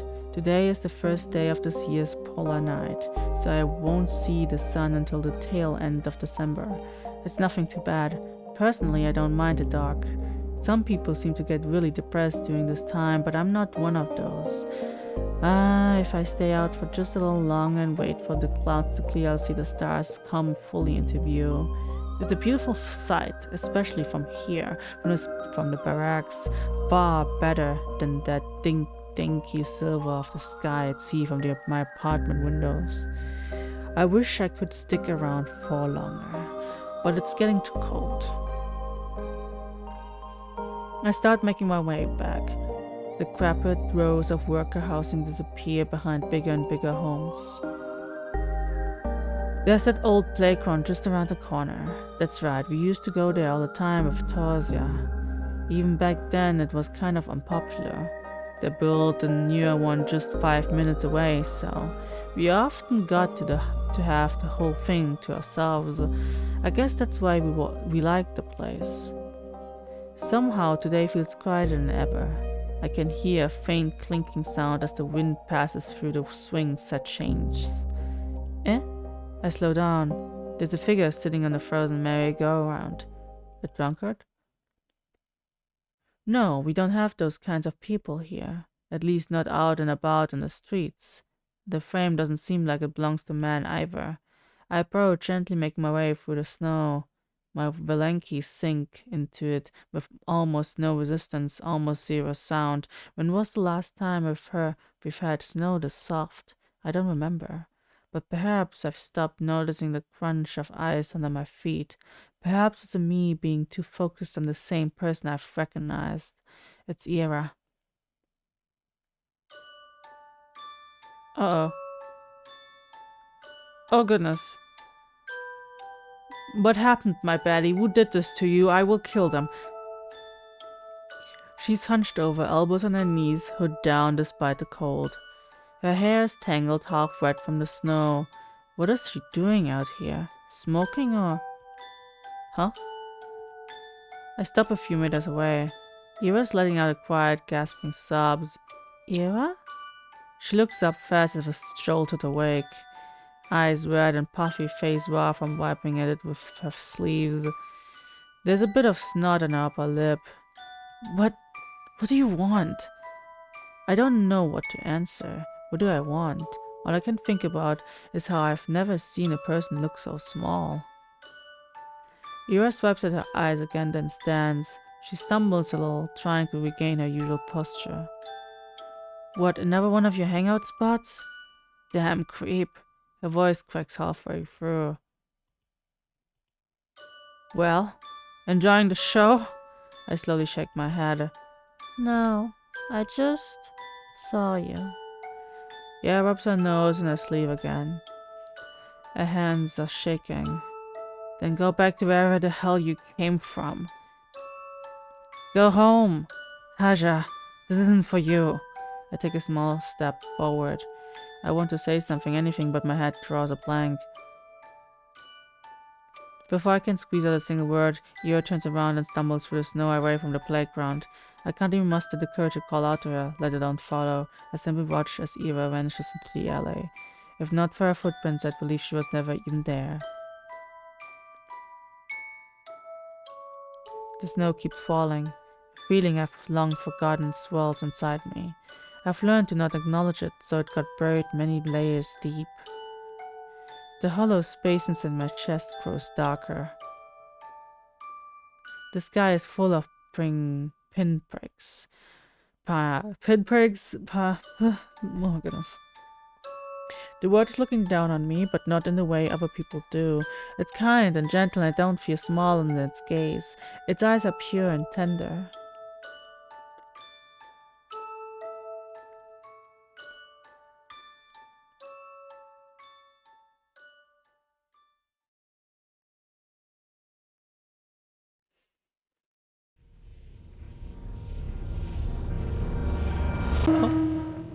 Episode 1 and Episode 2 Marina.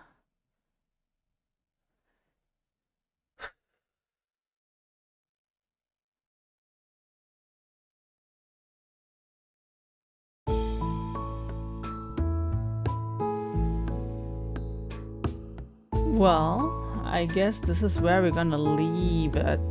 This is fun. There hasn't been a choice or any of sorts yet, so I mean, the fact I can save, I guess I probably can save because, yeah, probably because it's just a visual novel in of itself or something. Unless, wait, let me save. Controls.